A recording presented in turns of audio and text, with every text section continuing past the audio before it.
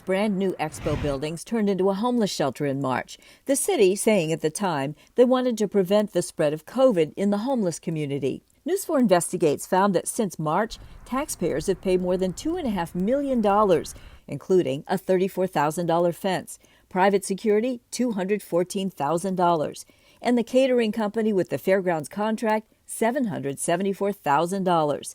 Another $1.1 million went to private companies for contract medical staff. I shared my findings with Councilmember Steve Glover. Nancy, I wish I could give you an answer. I can't give you an answer because there's nothing that's logical, makes sense, that's fair to the taxpayers of Nashville. Nothing about this. Meanwhile, the fairgrounds lost $679,000 so far this fiscal year.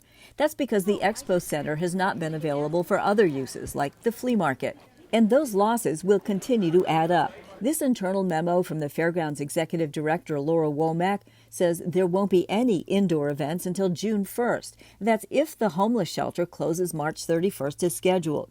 Womack writes it'll take 6 to 8 weeks to repair any damage and clean and sanitize the buildings.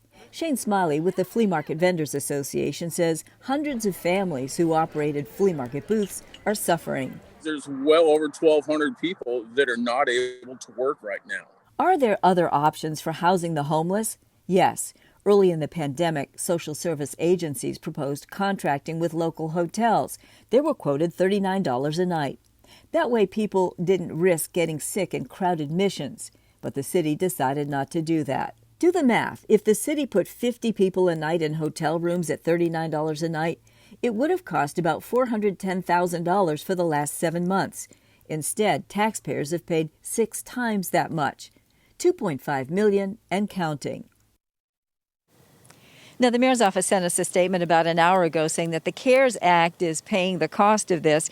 Also, that they are doing this because it's a solution that alleviates overcrowding at the Mission. They also took issue with the calculations about whether the hotels would have been cheaper, pointing out it did not include costs for medical care, food, security, and transportation, all things they thought were important to provide. Tracy? All right, Nancy Amons, thank you for explaining all of that. And